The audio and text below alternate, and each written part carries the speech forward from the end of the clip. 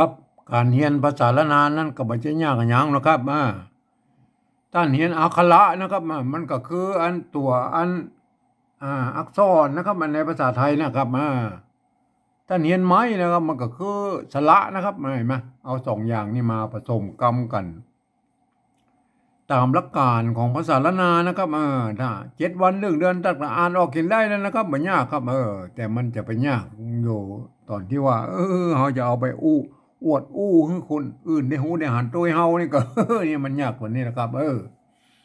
เพราะว่าภาษาละนานะมันเป็นภาษาที่มันตายไปแล้วนะครับมันไม่ได้ใจในต่างราชการมาเมินแล้วนะครับอ่านคนที่เพิ่นอ่านออกเขียนได้นะมันมีน้อยนะครับมัน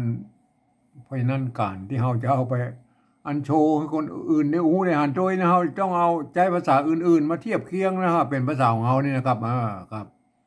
ภาษาที่มันใกล้เคียงอันภาษาละนาของเราหน่อยก็คือภาษาไต้นะครับเนี่ยเพราะว่ามันเกิดมาจากที่เดียวกันแล้วครับกับที่ปอกกุลาวกำแหงนี่แล้วครับเนี่ยมาอันลงไปทางใต้หน่อยพวกก็เอาไปเป็นอักอักษรละไทยนะครับเห็นไหมเนี่ยพวกก็เขียนเป็นตัวหนังสือไทยเห็นไหมเอามาทางเหนือหน่อยพวกก็เป็นอักขระละนานะครับเขียนเป็นภาษาละนาไหนไหมเนี่ยมันเป็นอย่างไหนไหมก็แยกไปไหนไหมแม้กระทั่งอันบางคำมันก็ยังเหมือนกันอยู่นะครับภาษาไทยกับภาษาละนาไหนไหมออกเสียงเหมือนกันอยู่นะครับมันก็จะผิดเพี้ยนไปเป็นบางคำแต่อันไหนเนี่ยก็มันก็ต้องไหลหากันแล้วก็ยังไงมันก็เป็นอย่างไหนไหมเอาใจภาษาไทยเนี่ยมาปฏิวัติเนี่ยครับมันจะใกล้เคียงหน่อยนะครับแม่เนี่ยเอาไปก่อยในโลกนี้ก่อนนะครับก่อนเขาจะเอาปฏิวัติก็ลักษณะของปฏิวัติภาษาในโลกเนี่ยมาเอาไปดูใกล้ๆเลยนะครับอันนี้วัดเวียดนามเนี่ยครับเวียดนามเนี่ยเปิ้น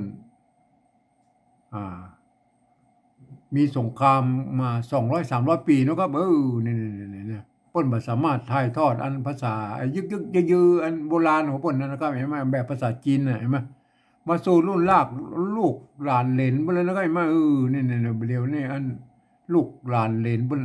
บ่สามารถที่จะอ่านออกเขียนได้แล้วนะครับเพิ่นก็เลยหันไปเอาอันอักษรอาหรับิกนะครับมาเขียนเป็นมันเป็นภาษาของเพิ่นนะครับเห็นไหมเนี่ยมันก็เพิ่นก็จะใส่จุดใส่หมวกใส่ขีดใส่หมวกสะปะสะเปะนะครับเพื่อให้มันได้ตามเสียงของอันภาษาเวียดนามเพิ่นนะครับมาเนี่ยก็จุดหมวกขีดแล้วมันก็คือวรรณยุกต์นั่นนะครับเนี่ยมันเป็นอย่างนั้นมั้ยอันเฮาไปก่อยในยุโรปแล้วครับ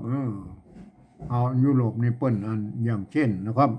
ฝรั่งเศสเยอรมันโปแลนด์ยูเครนรัสเซียอย่างบ่ได้นั่นโครเอเชียนั่นเห็นมั้ยหรือยุโรปตะวันออกเนี่ยเห็นมั้ยเปิ้นก็จะใช้อันอักษรอาหรับิกนี่แล้วก็ไปเขียนเป็นภาษาของเปิ้นนะครับไปใส่จุดพ่อง2 จุดก็มีนะครับหมวกก็มีนะหมวกปิ้นอย่างเห็นมั้ยหมวกโครเอเชียเนี่ยมันหมวกปิ้นง่ายขึ้นนะครับหมวกมันง่ายขึ้นอันหมวกของอันเวียดนามเนี่ยมันเป็นกรุ๊ปนะครับเป็นหุ้มลงให้เหมือนกรุ๊ปเจ๊กนะครับเห็นไหมหมวกโครเอเชียมันง่ายขึ้นนะมันเป็นแย่เลยมั้ยมันก็แล้วแต่อัน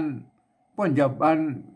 ดัดแปลงกันมานะครับเพื่อให้มันได้ตามเสียงของเพิ่นนะครับเห็นไหมเนี่ยนี่คือการไปวัดนะครับอันอังกฤษแล้วครับอังกฤษนี่เพิ่นจะเอาอันอักษรอาหรับิกเนี่ยไปเขียนเป็นภาษาของเพิ่นแบบล้นๆเนี่ยเพิ่นบ่ใส่สักอย่างครับนี่แต่เปิ้นมีกฎเกณฑ์อยู่ว่านะเปิ้นบอกว่าสามารถผ่านเสียงไปได้ไปตามบริบทเลยไม่กำเดียวนั้นล่ะเป็นประโยคคำถามก็ออกเสียงแบบนึงนี่เป็นประโยคธรรมดาก็ออกเสียงแบบนึงเนี่ยมันเป็นอย่างนั้นมันก็แล้วแต่จะอันภาษาของเปิ้นจะว่ามานะครับนี่มันเป็นอย่างนั้นท่านก็มันก็เหมือนภาษาอันละนาของเรานะครับยุคต้นๆบ่มีไม่เอกไม่โทคือไม่ย่อไม่สั้นนะครับก็พันกันได้หลายๆเสียงเหมือนกันเนี่ยมันก็เป็นอย่างนั้นมั้ยครับเฮามาปิกมาดูไอ้การปฏิวัติภาษาละนาของเราแล้วครับเนี่ยผมเองเนี่ยผมได้ใช้หลักการอันการปฏิวัติภาษาละนาเนี่ยแบบอัน ตามข้อกำหนดนะข้อตกลงนะครับ ปลายปี28ของสภาวัฒนธรรมมหาวิทยาลัยเชียงใหม่นะครับเปิ้นตกลงกันไว้ว่าอย่างนี้นะครับการที่เอาภาษาไทยมาสะกดเขียนเป็นภาษาละนานั้น หรือที่พ้องว่าปริวัตินั่นนะครับก็ทำได้อยู่3แบบหรือ3รูปแบบนะครับอันแบบที่1นะเพิ่นเอาไว้เขียนบันทึกในลักษิลาจารึกเอกสารสำคัญในโบราณนะครับเพิ่นจะเอาภาษาไทยเนี่ยไปเทียบเอามาทุกอักขระนะครับทุกไม้ทุกเครื่องหมายนะครับแม้กระทั่งไม่กงไม่กังไรเพิ่นเอามาหมดนะครับเพิ่นบ่เว้นนะครับเพิ่นจะแบบคล้ายๆปริวัติแบบอันแบบละเอียดนะครับเฮาบ่อู้ถึงอันรายละเอียดนั้นแล้วก็เห็นไหมเพราะว่ามันเฮาไม่ได้ใจนะครับเฮามาอู้ถึงก็แบบที่2นี่ก็พอนะครับอันแบบที่2นี่หลักการเพิ่นว่าอย่างอี้นะครับนี่ๆนะคือยืมเอาอักษรไทยนะครับนี่ๆมาปรับเทียบให้เป็นอักขระละนาตำบลปูนี่แล้วก็ประกอบกรรมขึ้นมากับแบบภาษาไทยผสมผสานกันไปนะครับบางครั้งไม้หรือสระของไทยของละนาเนี่ยมันบ่ตรงบ่ตัดกันก็คือมันบ่เหมือนกันนะครับก็คือบูรณะคำศัพท์หน้าตามันออกแบบไทยๆนะครับแต่เวลาอ่านนั่นนะท่านจะต้องนึกถึงว่าโอ้อันนี้มันหน้าตาแบบไทยแต่มันต้องอ่านเป็นอันแบบภาษาละนานะครับเห็นเป็นตัวหนังสือละนานะอ่านไหมคนอื่นมันไม่สามารถเข้ามาอ่านได้มันจะผิดเพี้ยนสำเนียงนะคนอื่นนี่ต้องไปอ่านแบบที่2ที่3พวกนะครับอันเดียวเขาก็อุ้มกับแบบที่3นะเขาอุ้มแบบที่2นี่ก่อนนะเนี่ยแบบที่2นี่เปิ้นเยี่ยนี่มันเนี่ยเปิ้นอย่างตัวนี้เนี่ยอันนี้เนี่ยฮ้อนเป็นสระเอนะครับเนี่ยแต่เวลาอ่านในประกอบในแบบที่ปริวัติแบบที่2เนี่ยท่านต้องหันว่าอันนี้เป็นไม้เก๋เนี่ยมันก็เลยทำให้คนอื่นเนี่ยเข้าใจผิดนะครับอันนี้เอามันเทียบประเทียบเลยนะเอาไม้อันสระเอนะมันเทียบเป็นไม้เก๋นะตัวมะนะครับเห็นไหมตัวมะมอม้าเห็นไหมอันนี้มันเมื่อนะครับเห็นไหมเมื่อมันไม่เกือนะครับไม่เป็นไม่เกืออันโบราณมันมีตัวเอี้ยนะครับไม่เกือไม่เกือเขาไม่เกือนั่นเลยเห็นไหมบัดเดียวอันโบราณยุคปลายๆเพิ่นก็เอาเติมกันย้อนแบบตวงนะครับเห็นไหมคือมันเป็นอันคล้ายๆสระเอือไทยเป็นตัวสะกดนะครับเนี่ยถ้าว่าไม่ใช่ตัวสะกดเพิ่นก็เอาตัวสะกดมาใส่นะเป็นตัวดะตัวละตัวอย่างก็แล้วแต่นะครับเห็นไหมมันก็เป็นตัวสะกดใช่ไหมอันนี้อันโบราณปกติบ่มีนะก็ถ้าเขียนไม่เกลือเนี่ยเบอร์เขียนตัวอีนะเห็นไหมเนี่ยเมื่อเห็นไหมเนี่ยเขาไปก้อยแล้วก้อยของโบราณแล้วก็เห็นไหมเนี่ยไม่เกลือโบราณเห็นไหมเนี่ยไม่เกลือโบราณเห็นไหมเนี่ยเห็นไหมไอ้เกลือไม่เกลือโบราณเนี่ยอันนี้ตัวสะเห็นไหมไม่ไก่มันจะใส่ก็ได้จะใส่ก็ได้จะใส่ก็ได้นะแต่บริบทนี่เพิ่นอ่านว่าใส่นะครับเนี่ยมันบ่มีรุ่นนี้ยังบ่มีไม่เยาะไม่ซัดเลยนะครับเห็นมั้ยไม่ขอจ้างไม่เยาะไม่ขอจ้างนะครับเห็นมั้ยเนี่ยไม่เอกไม่โทนั่นแหละครับเพิ่นเอาว่าใส่นะอันนี้มันถ้าอ่านแบบยองๆหน่อยมันก็เก๋นะครับเก๋แต่อันนี้มันเกลือใส่เกลือนี่มั้ยเนี่ยใส่เกลือใช่มั้ยโบราณเพิ่นก็เขียนตัวอย่างมั้ยเพิ่นก็เกลือแล้วนะครับเห็นไหมอันนี้อย่างปอนะปอตัดเนี่ยมันเป็นอย่างนั้นเห็นไหมใส่เกลือปอตัดอันนี้เนี่ยสักหน่อยเนี่ยสักหน่อยไม่เนี่ยสักหน่อยตัวสะเนี่ยตัวหน้าอยู่ตรงลุ่มนี่นะมันไม่กันย้อนตัวหางใหญ่ไหมมันบ่มีไม่ย่อก็ใส่ให้เพิ่นเนี่ยเวลาอ่านน่ะสักหน่อยสักหน่อยกินหายก็ว่าไปนะมันอันนี้เกลือใช่ไหมเกลือเนี่ยอันโบราณยุคปลายๆพวกก็อาจจะเติมกันย้อนลงไปนะมาถึงประเดี๋ยวนี้พวกก็มีตัวสะกดเป็นกันย้อนแล้วก็เกลือนะครับเนี่ยเกลือมันเป็นอย่างนี้นะครับเห็นไหมเพราะฉะนั้นเขาก็หูไว้แล้วนะไอ้โบราณบ่เขียนอย่างนี้นะครับอันนี้เขาหูแล้วเป็นไม่เกลือนะครับเห็นไหมอันโบราณยุคปลายๆเพิ่นจะใช้ไม่เกลือก็ได้นะครับเห็นไหมเอาไม่กี้แล้วก็มาตวัดห่างนี่เนาะไม่เกลือนะครับเห็นไหมไม่เกลือนะครับมันเป็นอย่างนั้นเห็นไหมเฮาฮู้ว่าเป็นไม่เกลือแล้วใช่ไหมมันเฮาก็บูรณะคำศัพท์มันเป็นไม่เกลือมันสระเอือไทยเอาสระเอือไทยใช่ไหมเอาสระเอือไทยมาใส่นะครับมันเนี่ยเมื่อนะครับไม่เอกไม่ออกก็ไม่เยาะไม่เยาะก็ไม่เอกเห็นไหมเมื่อเห็นไหมเขาก็บูรณะคำศัพท์เป็นเมื่อนะเห็นไหมเมื่อเห็นไหมเมื่อแล้วนะครับอันนี้ไม้เก่าเห็นไหมเจ้าเห็นไหมตัวจ้าเนี่ยมันยืมตัวอันชอช้างมาเป็นไม้เก่าเนี่ยไม้เก่าเนี่ยอันสระเอาไทยเปิ้นอีไหมอันไม้เก่าแล้วนะเนี่ยเปิ้นจะมี ไม่ซัดกำกับไว้หรือไม่กงเลยมาอ่านเพราะว่ามันอันภาษาละนาน่ะมันดั้งเดิมนะมันเป็นภาษาบาลีนะไม่เก๋ก็ไม่กล่าวควบกันเนี่ยมันเป็นไม่โกนะครับ มันเป็นไม่โกบาลีนะครับเปิ้นเวลามาเขียนเป็นภาษาชาวบ้านแล้วยุคต้นๆนะพวกก็เอาไม่ซัดหรือมันเอาไม่กงกับไว้นะครับเพื่อมันมันเป็นอันอ่ามันเป็นไม่โกบาลีนะไอ้มาเอาไปกอยแล้วนะครับมาไม่เอาไปกอยแล้วนะครับอันไม่โกนะไม่โกเนี่ยฮะไม่โกบาลียุคต้นๆเห็นไหมเนี่ยเนี่ยอันเนี้ยยุคต้นเห็นไหมกินนะกินไอ้น่ะกินหรือปิ้นปิ้นน่ะกินปิ้นดำอันนี้มันกะหรือปะเนี่ยเนี่ยกินอันนี้เราปะดำอันนี้นะคำแสนซิกเก้าเก้ามันกับหัวนั่นแหละเก้าใช่ไหมเก้านะครับเห็นไหมเก้าก็หมายถึงหัวนั่นแหละเก้าปงเข้าเห็นไหมเข้าเห็นไหมเนี่ยเข้าน้อยมันก็ว่าไปเนี่ยอันเข่าหรือเข้าเห็นไหมอันนี้เก้าเห็นไหมไม่เก่าใช่ไหมไม่เก่าเพราะอย่างนี้ไม่ซัดอยู่กำกับไว้นะครับเห็นไหมอันไม่เก่าเนี่ยเพื่อนจะมีไม้ซัดกำกับไว้นะครับเห็นไหมอันเนี่ยส่วนใหญ่แล้วเพื่อนจะมีไม้ซัดไว้นะครับอันส่วนน้อยเขาจะไปปะอันแบบแต่ไหมเนี่ยอันเปิ้ลก็มีนะครับอันไม่เก่านะเห็นไหมเปิ้ลก็จะมีอันแบบก็มีนะครับอันนี้เป็นปะเป็นส่วนน้อยนะครับอันไม่เก่านะเปิ้ลจะเอาเนี่ยตัวตะไม่เก่าใช่ไหมเนี่ยเปิ้ลใจไม่โกงกับไว้เนี่ยมันก็เสมือนว่าอันมีไม่เยอะแล้วอ่านว่าเต้านะครับอ่านว่าเต้าก็เลยอ่านว่าเต้าก็เลยนะแต่บริบทนี่อ่านว่าเต้านะครับเต้าเสียงโทปกตินะเต้ากันฟักต่ำนะอันนี้อ่านว่าเต้านะครับไม่เนี่ยอันแบบนะฮะแม่ก็เลยทำให้อันที่มีไม่กงเนี่ยเพิ่นไปนิยมเขียนอันไม่เก่าเนี่ยอันในธรรมอีสานพุทธนะครับไปใจไม่เก่าไว้นะครับส่วนละนาเนี่ยไปใจไม่ชัดนะครับแม่ละนาส่วนใหญ่ไปใจไม่ชอบแต่อันไม่กงนี่ละนาส่วนน้อยก็บางที่ปกติใจไม่กงอยู่นะครับก็ส่วนแล้วนะมันจะใจไม่กงหรือไม่เก่าก็ส่วนแล้วแต่ท่านนะครับส่วนแล้วแต่ส่วนแล้วแต่ตี้นะครับเนี่ยเฮาฮู้แล้วนะครับเฮาฮู้แล้วนะเป็นไม่เก่านะเนี่ยอันเนี้ยเนี่ยถ้าเป็นอันแบบที่หนึ่งเนาะปกติจะเอาไม้เก่ามาตัวนะครับเนี่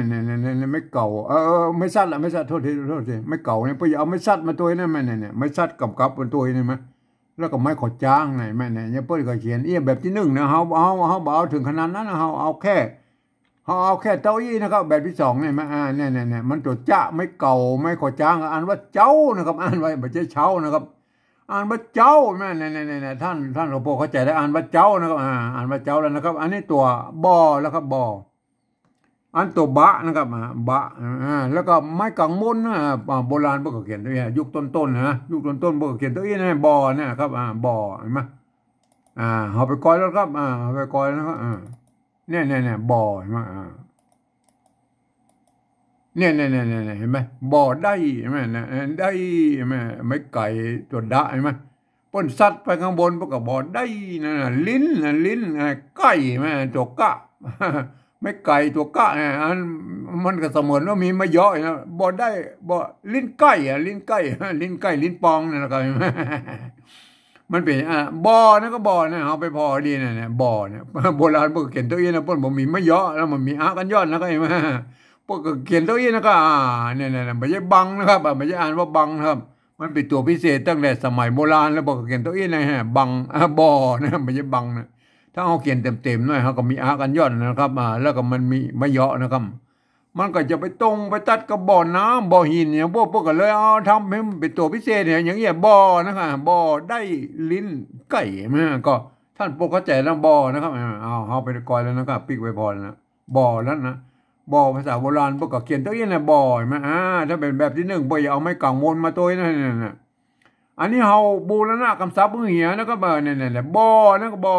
เขาก็เอาแค่เอาไม่เอกมาบูรณะกำซับมันเป็นบ่อไทยหน่อยนะแม่เนี่ยบ่อต้องเขียนตัวนี้นะครับเฮาไม่ต้องไปใส่อันยอดนี้มันเป็นบ่อน้ำบ่อหินแล้วก็เอาแค่นี้นะก็บ่อเนี่ยบ่อเห็นไหมเป็ เป็นบ่อนะครับอันนี้เราตัวดะไม่กี่ดีไม่กี่ดีบ่ดีเนี่ยอันนี้อัน3ตัวหน้านี่เขาบูรณะกำซับนะครับเห็นไหมเขาก็คือแสดงให้ดูหน่อยว่าอันเป็นบูรณะกำซับนะครับ เมื่อเจ้าบ่อแล้วก็ดีนะดีอันนี้รอตัวหญ้าเห็นไหมตัวหญ้าเนี่ยตัวหญ้าที่มันออกเสียงยอยักษ์ละนาเนี่ยตัวยอเนี่ยตัวหญ้าเห็นไหมเนี่ยย่างนะตัวเปิ้นยืมมาตัวยอยักษ์นี่เขามาเป็นตัวย่างนี่นะครับเห็นไหมน่ะย่างเห็นไหมตัวยอยักษ์นี่มาเป็นตัวหญ้านี่นะครับท่านจะไปซับซ้อนนะครับแม่อันเวลาเขียนปริวัตินะท่านก็ปริวัติกันให้ดีนะครับไอ้ตัวหญ้ากับตัวยะนั่นนะเนี่ยย่างแล้วเอาเขียนมาดำตัวไหมไอ้ไม่กาตัวง่ายไหมเนี่ยอ่านว่าย่างนะครับอ่านว่าย่างเนี่ยย่างไม่ใช่ย่างนะครับเนี่ยท่านอย่าไปซับซ้อนนะครับโบราณพวกก็เขียนมาอย่างนี้นะครับมาอันเนี้ยเพิ่นเอาตัวยอยักษ์ในเที่ยงมาเป็นตัวย่านะครับเนี่ยเอาไปกอยให้ดีแล้วครับเห็นไหมเนี่ยเอาไปกอยให้ดีนะมันจะอ่านอย่างใดนะครับเนี่ยเห็นไหมอันตัวอยเนี่ยห้างเย็นน่ะตัวละเนี่ยมันเปิ้นออกเสียงฮอนะครับห้างเย็นน่ะเย็นเห็นไหมเย็นในภาษาภาษาละนาตอนต้นแล้วปกติใจอยนะตัวเนี่ยตัวอยตัวเย็นน่ะเปิ้นเอาอยมาเทียบเป็นตัวเย็นเนี่ยเย็นน่ะงานะครับเนี่ยงาจ้างนอแฮดเนี่ยนะฮะมันจะแรดนะครับใช่ไหมตัวละที่มันออกเสียงฮอนะครับนอแฮดเข้าเยิงเนี่ยเยิงเห็นไหมเนี่ยยอตัวยอนะครับเยิงเห็นไหมเนี่ยเปิ้นเอายอยักษ์มาเทียบนะครับเปิ้นอ่านว่าเยิงนะไม่ใช่เยิงนะครับอ่านว่าเยิงนะแม่เนี่ยเปิ้นเอายอยักษ์มาเทียบเป็นตัวนี้แล้วเห็นไหมแล้วก็อ่านตัวออกเสียงยอยักษ์ไทยนี่เปิ้นเอาอยมาเทียบแล้วก็เนี่ยเย็นงาจ้างนอแฮดเข้าเยิงเนี่ยมันแก้เข่านะมันจะต้องมีไม้ขอจ้างเลยไหมเข้าเยิงเนี่ยมันเป็นอย่างนี้ไหมท่านก็อย่าไปซับซ้อนนะครับโบราณพวกก็กำหนดมาอย่างนี้แล้วนะท่านก็ต้องเอาไปตามโบราณนะครับบนย่างนะครับเนี่ยพวกกันย่างไม่ใช่ย่างนะครับเห็นไหม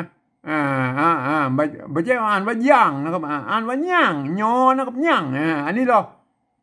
ก็เฮือนแหงใช่ไหมอันนี้เนี่ยตัวละเนี่ยเปิ้นเอาใจเขียนอันเป็นอันตัวละเนี่ยเปิ้นเขียนใจที่มันเป็นเสียงฮอนะครับในภาษาละนานะครับความจริงมันก็อันเดียวกันนะครับภาษาละนากับภาษาอันไทยนะบางทีมันก็เป็นภาษาเดียวกันนะก็คือเลื่อนแรงเนี่ยมันก็ภาษาไทยมันก็รอนะครับออกเสียงเลื่อนแรงนะครับอันภาษาละนามันก็เฮือนแห้งนะก็ฮอนะก็เฮือนแห้งนะครับมันก็อย่างเงี้ยเลยมาเขาตะกี้ก็อันนี้ดูเลยมั้ยเนี่ยตัวละห้างนะครับห้างเปิ้นออกเสียงห้างไม่ใช่ร้างนะครับห้างเย็นห้างเย็นงาจ้างนอแฮดนะครับนอแฮดไม่ใช่นอแรดนะอันภาษาละนาเปิ้นไอภาษาไทยเปิ้นก็แรดตั้งแรดนะครับไอแรดนั่นก็อันนี้อันภาษาละนาเปิ้นเอานอแฮดตั้งนอแฮดนอแฮดเข้าเยิงใช่มั้ยแฮดเปิ้นออกเสียงฮอแล้วก็นอแฮดเปิ้นโปรดเข้าใจไว้ด้วยนะครับไอ้แม่เปิ้นออกเสียงฮอนะเอาเขียนตัวละนั่นแหละครับออกเสียงฮอนะครับนั่นเวลาเขาปริวัติเขาก็เขียนไปอย่างนั้นแหละตัวละมันมาเขาก็ดูตัวละเห็นไหมอันนี้ไม่เกลือเห็นแล้วไม่เกลือนะผมอธิบายสระเอืออันไม่เกลืออันละนาแล้วนะครับเขาก็บูรณะคำศัพท์นะครับอันนี้เปิ้นจะใช้มิกิก็ได้ไม่เกลือได้นะรุ่นโบราณยุคปลายๆนะครับเปิ้นจะใช้ได้สองแบบนะครับแต่เขาก็บูรณะคำศัพท์เมื่อมันเป็นอันสระเอือไทยก็มาเป็นอีนะครับเห็นไหมอันนี่อันตัวละเนี่ยอันตัวละเปิ้นเขียนอันตั้งบนเนี่ยเปิ้นอันเนี่ยตัวละเนี่ยเปิ้นเขียนตั้งบนเนี่ยเปิ้นเขียนแทนตัวหน้านะครับมาเห็นไหมเนี่ยตัวหน้าที่สะกดเดี๋ยวโดดอยู่ตั้งบนเนี่ยเปิ้นเอาตัวละเขียนแทนนะครับอันนี้เฮือนก็เฮือนเห็นไหมอันเนี่ยเฮือนเขาไปก้อยแล้วเขาไปก้อยโบราณนู่นหรอครับเปิ้นเขียนเห็นไหมเนี่ยเห็นไหมอันตัวละโบราณ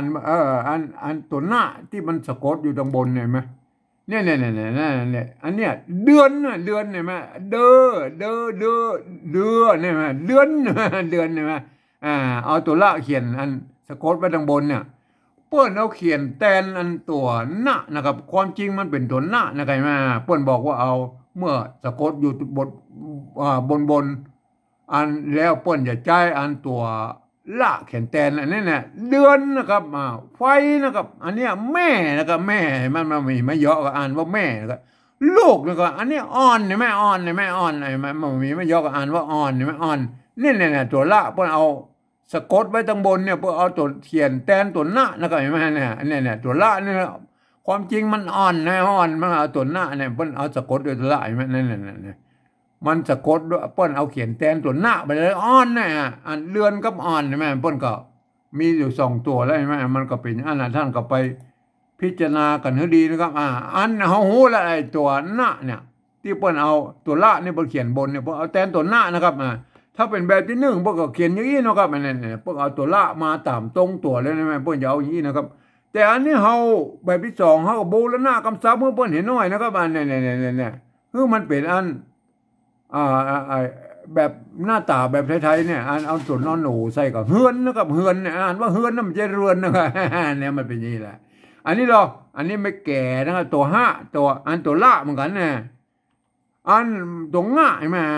ง่ายอ่านว่าแห้งก็ไม่ใช่แรงนะครับเนี่ยมันตัวละเนี่ยมันในภาษาอันที่มันเป็นภาษาละนาควบภาษาไทยเนี่ยอันภาษาละนาป้นออกอันเป็นเสียงอันเสียงฮอนะครับเสียงฮอนะครับอันนี้บูรณะคำศัพท์นะครับกรรมที่เราบูรณะคำศัพท์ก็จะหมายให้ดูหน่อยว่ามันเป็นอันเนี้ยบูรณะคำศัพท์มันเป็นนอนะครับเฮือนนะครับเฮือนอันนี้มันตรงตัวก็แห้งนะก็แห้งนะก็โอเคนะมันเฮือนแห้งเอาต่อไปนะครับอันนี้ก็เมื่อนะครับเมื่อก็อูตะกี้แล้วครับบูรณะคำคือมันหน้าตาแบบไทยๆนะครับสระเอือไทยนะครับแม่เมื่ออันเมื่อแล้วนะครับอันนี้ไม่แก่ตัวละตัวง่ะนี่ก็แรงนะอันนี้ออกเสียงแรงละมันต้องไปปริวัติอย่างละแรงอันนี้อันนี้บ่ดีใช่ไหมเนี่ยเป็นกรรมพิเศษที่มันโบราณยุคปลายๆมานะครับเปิ้นจะเอาอันเนี้ยอันตั้งหน้าเนี่ยเปิ้นเขียนบ่กับดีเนี่ยเปิ้นเขียนแยกกันใช่ไหมเขียนแยกกันใช่ไหมอันลุงหลังๆมาเปิ้นบอกว่าอันใบลานภาษามันมีน้อยนะครับก็ประหยัดพื้นที่ใบลานภาษาพวกเอามารวมๆกันเนี่ยอันไหนที่รวมๆกันได้พวกเอามาเป็นตัวพิเศษใช่ไหมคำว่าบอดี้เอาก็บอดี้เนี่ยพวกตัดไม่กงไม่กังบนนี่ออกใช่ไหมพวกเอาไม่กี่นี่มาใส่ทั้งบนนี่แล้วก็เอาตัวดะมาไว้ทั้งรูปนี่อ่านว่าบอดี้นะครับก็เขาก็บูรณะคำศัพท์เมื่อเป็นอันเหมือนจังหน้าเนี่ยก็บอดี้นะครับหมายไหมเขาก็หู้แล้วเป็นบอดี้เขาก็เอาบอดี้ใส่นะครับบอดี้นะครับอันนี้เป็นการบูรณะคำศัพท์นะครับอันนี้ย่างนะครับย่างเห็นไหมย่างตัวย่าก็อู้ไปเรื่อยๆมันออกเสียงยอยักษ์ละนาแล้วก็ย่างแล้วก็ย่างเห็นไหมย่างอันนี้มันย่างเห็นไหมอู้ตะกี้แล้วมันเป็นยอยักษ์ละนานะครับตัวย่านะครับอ่านว่าย่างนะครับอ่านว่าย่างนะครับอ่านว่าย่างย่างเห็นไหมอันนี้ก็เฮือนก็อู้ตะกี้มันออกเสียงอันออกเสียงอันฮอนะครับเนี่ยดังเนี่ยดังเห็นไหมดังตัวดะก็ดอเด็กใช่ไหมดังใช่ไหมดังใช่ไหมก็ตรงตัวเลยดังนี่นะครับเฮือนเนี่ยบูรณะคำศัพท์อะไรไหมมันเป็นอะไรไหมเอาตัวละนี่ใจตัวหน้าเอาเขียนเป็นตัวหน้านะครับเอาตามที่มันออกเสียงมาได้ไหมเนี่ยมันเป็นเฮือนนี่ไหมก็ได้แล้วนะได้อันนี้คือการปฏิบัติแบบที่2นะครับเนี่ยมันเป็นคือเอาภาษาไทยมาเที่ยวมันเป็นอักขระละนาทั้งบนปูเนี่ยแล้วก็ประกอบกันก็มากับแบบภาษาไทยผสมผสานกันไปนะครับบางครั้งไม้เนี่ยมันภาษาละก็คืออันไม้หรืออันสระนี่มันตรงมาตัดกันในภาษาไทยภาษาละนาเนี่ยก็บูรณะคำศัพท์มันเป็นอันหน้าตาออกไทยในหน้าตาแบบไทยๆแล้วนะครับแต่เวลาอ่านนั่นนะท่านจะต้องนึกถึงว่าอันนี้เป็นตัวละนานะครับอันตัวมาตัวจ้าตัวบะตัวดาตัวญะเนี่ยตัวละเนี่ยท่านต้องอ่านไปตามหลักการของภาษาละนานะครับครับคนทั่วไปบัดสามารถเข้ามาอ่านได้นะมันก็เป็นมันจะผิดเพี้ยนสำเนียงนะคนที่เรียนภาษาละนาพวกก็อ่านว่าอย่างนี้นะครับเห็นไหมเมื่อเจ้าบอดีย่างเฮือนแหงเมื่อแรงบอดีย่างเฮือนดังเห็นไหมเนี่ยพวกก็อ่านนี้เห็นไหมเนี่ยครับได้เลยนะครับอันนี้แบบที่2นะครับอันแบบที่3นะครับแบบที่3นั่นหลักการเป็นว่าอย่างนี้นะครับหลักการเป็นว่าเอา ฟังนะครับหลักการเปิ้นบอกว่าฟังเอาเสียงภาษาล้านนาบนพูดนะครับเปิ้นว่ามาจะได้นะครับก็เอาภาษาไทยเขียนไปจะนั่นนะครับเนี่ยมันเปิ้นก็ว่าหลักการเปิ้นว่าอย่างนั้นนะครับหลักการเปิ้นว่าอย่างนั้นนะครับเปิ้นก็อุตอีนะครับแต่เปิ้นก็ยังมันก็ยังว่านะมันอันเปิ้นบ่นึกถึงนะว่าอันภาษาไทยนั้นมันเป็นระบบ5เสียงนะครับอันล้านนาของเรามันเป็นระบบ6เสียงนะครับมันจะเอา5เสียงมาเขียน6เสียงนั้นมันบ่ได้นะครับมันบ่ได้เพราะว่ามันจะขาดไปเสียงเนี่ยที่อันเสียงอันภาษาไทยบ่มีก็คือเสียงโทพิเศษโทเมืองนั่นแหละก็เห็นมั้ยนั่นเห็นมั้ยมันผ่านมาได้นะป้อนก็เลยอันผมเองเนี่ยผมก็ต้องอันปฏิวัติคล้ายๆอันแบบในทำนองเดียวกันกับเวียดนามนั่นนะครับเห็นมั้ยเฮาปฏิวัติเลยนะครับเห็นมั้ยถึงเวลานั่นผมจะผ่านให้รู้นะครับขอเคนะครับเห็นมั้ยเฮามาฟังเลยนะเปิ้นบอกว่าหลักการเปิ้นฟังนะภาษาน้ำบนมันเอาก็ตัวแรกเลยนะครับเมื่อนะครับภาษาล้านนาเปิ้นออกว่าเมื่อนะครับอันแบบที่2แล้วแบบที่2ประการว่าเมื่อนะครับเมื่อเห็นมั้ยตัวมะนะครับเมื่อไม่เกลือนะเมื่อเห็นมั้ยอันนี้เราอันแบบอันแบบที่3นั่นแล้วก็มอม้าสระเอือไทยไม่อีกเปิ้นก็อ่านว่าเมื่อเหมือนกันมันเต้ากันใช่มั้ยเมื่อเต้ากันใช่มั้ยเนี่ยภาษาไทยกับภาษาล้านนามันก็ตรงกระตัดกันเป็นบางคำได้มั้ยเนี่ยเห็นมั้ยก็ว่ามันเกิดมาจากที่เดียวกันลูกครับเนี่ยมันก็บางคำมันก็เหมือนกันอยู่นะครับบางคำมันก็ผิดเพี้ยนกันไปนะครับเห็นมั้ยอันแม้กระทั่งอันภาษาล้านนาของเฮาอันล้านนาของเฮามันสำเนียงมันก็ยังไม่4-5สำเนียงมันก็เห็นมั้ยมันก็ผิดกันไปมามีแต่งวนแต่ลั่วแต่ลือแต่เขินนี่แม่น4-5พอวันบ่อยมั้ยมันก็กันแตกต่างกันไปภาษาไทยมันก็เหมือนกันแยกกันไปแบบทรายนึงมันบางคำมันก็เหมือนกันเห็นมั้ยเนี่ยเมื่อเห็นมั้ยมันก็เต้ากันมั้ยเห็นมั้ยมันก็เป็นอย่างนั้นเห็นมั้ยต่อไปนะครับมาตัวต่อไปตัวที่2เนี่ยอันภาษาล้านนาเพิ่นออกว่าเจ้านะครับตัวจ้านะครับตัวจอเนี่ยในภาษาล้านนามันมี2ตัวนะตัวจ้ากับตัวจ้านะครับเห็นมั้ยเนี่ยมันเป็นอย่างนั้นมั้ยอันตัวเสียงตีเนี่ยเพิ่นใช้ตัวจ้านะครับตัวจ้าเสียงตีมั้ยอ่านว่าเจ้านะครับเนี่ยอ่านว่าเจ้าเนี่ยตัวนี้อ่านว่าเจ้านะครับ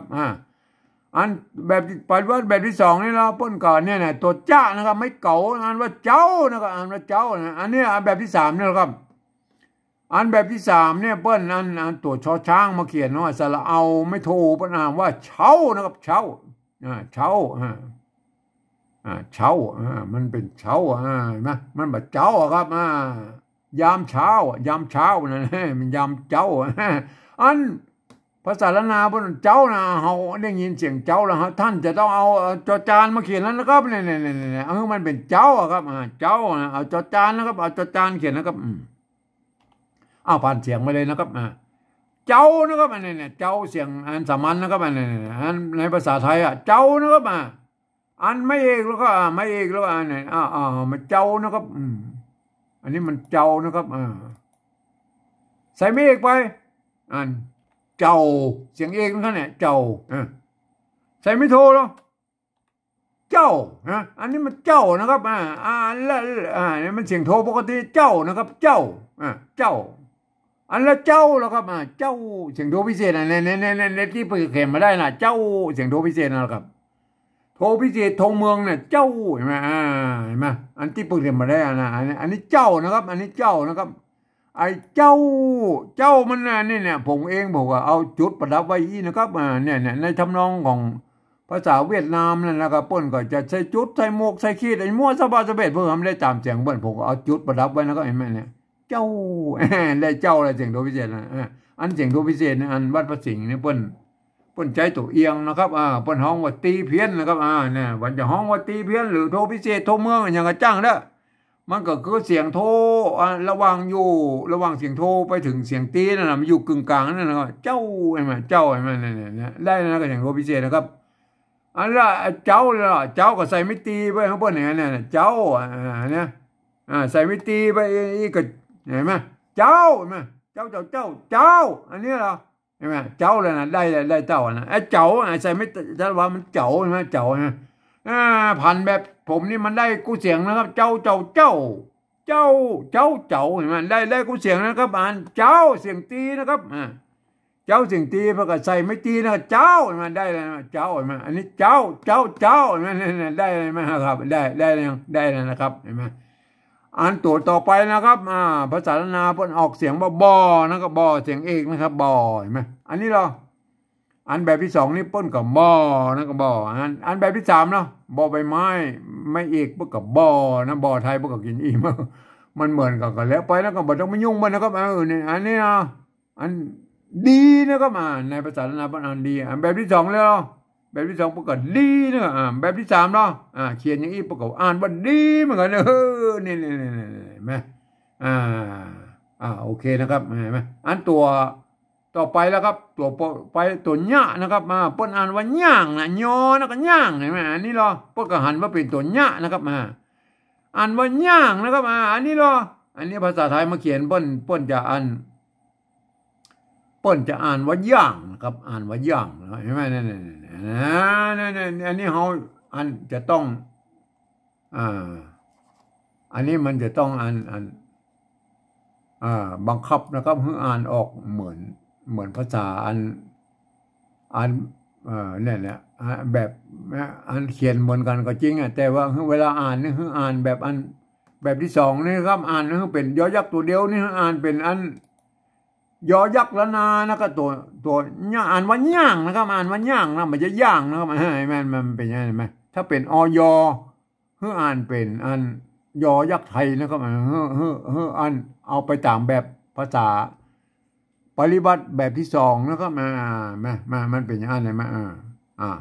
อันนี้มันผิดแล้วนะผิดไปอันต่อไปนะครับอันนี้อ่านแบบที่สองนี่นะครับอ่านว่าย่างนะครับอ่านว่าย่างนะครับเห็นไหมอันตัวต่อไปแล้วครับตัวต่อไปอันภาษาละนาเปิ้นออกว่าเฮือนนะครับเฮือนอันนี้อันนี้เปิ้นกับตัวละเปิ้นก็ออกเสียงเฮือนเหมือนกันนะครับเฮือนเหมือนกันอันนี้อันนี้มันตัวรอเรือนะครับสระเอือนมันก็เฮือนเรือนเห็นไหมภาษาไทยมันออกรอเรือนเขาก็ต้องเอาหอนหูมาเขียนนะครับหอนหูมาเขียนอันนี้เนี่ยได้หรือยังเฮือนได้เฮือนได้มาเฮือนได้เฮือนเนี่ยอันนี้ภาษาละนามันออกว่าแหงนะแหงนี่อันนี้ประกาศว่าแหงเหมือนเนี่ยอันนี้อันภาษาไทยเพิ่นอ่านเอาภาษาไทยมาเขียนเพิ่นอ่านว่าแรงนะท่านเอาหอนหูมาเขียนแล้วนะครับแหงเฮือนแหงเมื่อเจ้าบ่ดีย่างเฮือนแหงเนี่ยอันนี้เฮา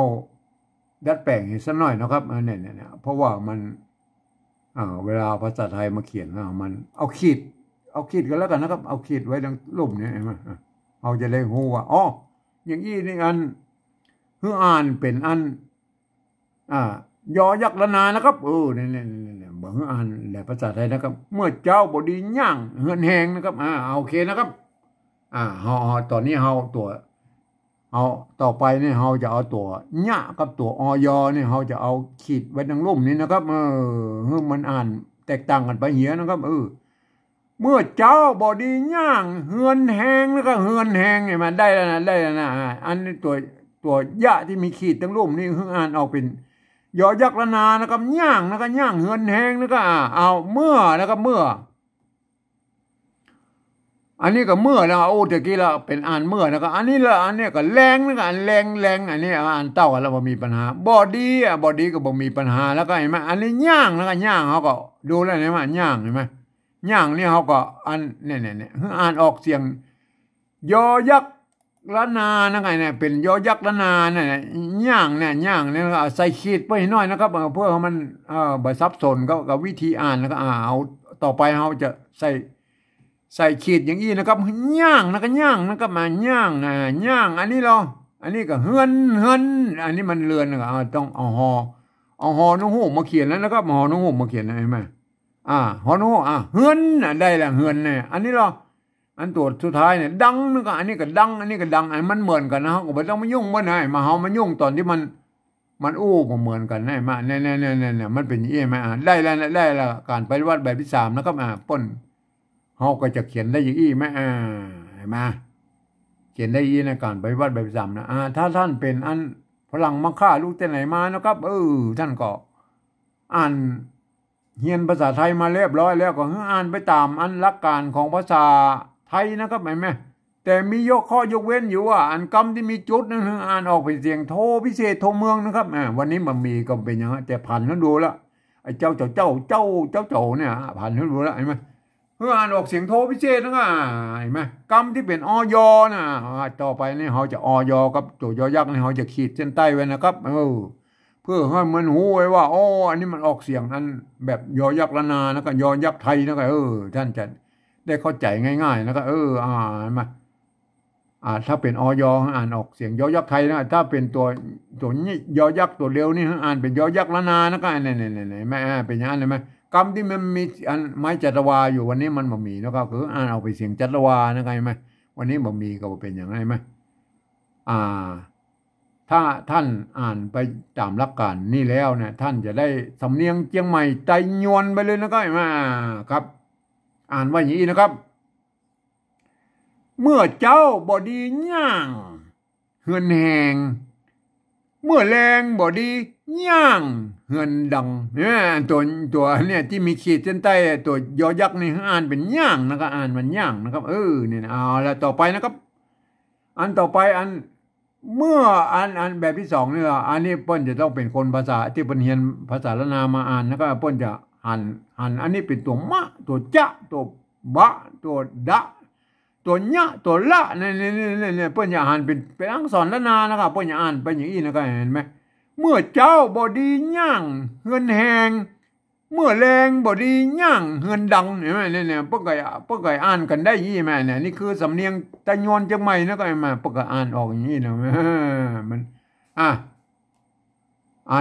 อันภาษาละนาอันตำบลบุญเราก็ไม่เนี่ยเปิ้นก็เขียนกันได้ส่วนใหญ่แล้วครับเปิ้นก็เขียนกันได้อย่างนี้นะครับเนี่ยบางครั้งมันก็อย่างว่ามันก็เขียนกันได้หลายๆแบบอยู่นะครับก็อย่างเช่นไอ้บอดีเนี่ยบอดีเปิ้นจะเขียนแยกอย่างนี้ก็ได้หรือเอามาผสมกันยี่ก็ได้นะครับก็แล้วแต่นะครับอันเมื่อไม่เกลือเนี่ยบางครั้งเปิ้นใจไม่เกลือก็ได้นะครับเปิ้นพัฒนามาเป็นไม่เกลือก็ได้แล้วแต่นะครับตามที่ผมอธิบายไว้ข้างต้นน่ะไม่เกลือไม่กี้ก็แล้วมันก็แล้วมันก็เป็นไม่เกลือนะครับมันก็เป็นอันไม่เก่าเนี่ยไม่เก่าบางครั้งเปิ้นใส่ไม่กงก็มีกับท่านก็จะไปงงนะครับเอาบางครั้งส่วนละนาส่วนใหญ่แล้วไปใจไม่ซัดแล้วครับเห็นไหมมีส่วนน้อยแล้วบาลานาส่วนน้อยไปใจไม่กงนะทำอีสานไปใจไม่กงกำกับไว้ไม่โกวลีนะครับก็สุดแล้วแต่อันที่เขาก็โยนกันนะครับแต่เพิ่นก็อ่านกันได้อยู่นะครับว่าอย่างนี้นะครับเมื่อเจ้าบอดีย่างเฮือนแหงเมื่อแรงบอดีย่างเฮือนดังนะครับเนี่ยเอาแล้วนะครับได้เลยมาอันนี้คือสำเนียงตะยวนเชียงใหม่นะครับเปิ้นจะอ่านกันอย่างนี้นะครับเปิ้นก็อ่านออกเสียงกันอย่างนี้นะครับครับการปฏิวัติภาษานั้นกับท่านก็ไปฝึกปฏิวัติกันเอาเองนะครับท่านจะเป็นอันไตลือหรือไตยวนไตอย่างไตยองไตอย่างก็แล้วแต่นะครับอันนี้ผมปฏิวัติแบบไตยวนเชียงใหม่นะครับเปิ้นก็สำเนียงเปิ้นออกมาอย่างอี้นะครับผมก็ปฏิวัติกันอย่างอี้นะครับเห็นไหมมันก็สำเนียงมันก็ผิดกันไปแล้วก็ท่านก็จะออกอย่างไรก็ท่านก็ไปคิดกันเอาเองนะครับอันนี้ผมแบบอย่างนี่ผมแสดงให้ดูว่าอันเสียงของละนาเชียงใหม่แต่โยนเพิ่นออกเสียงกันอย่างอี้นะครับท่านก็ไปพิจารณากันนะครับครับวันนี้ผมก็ขอบรรยายเพียงแค่นี้นะครับ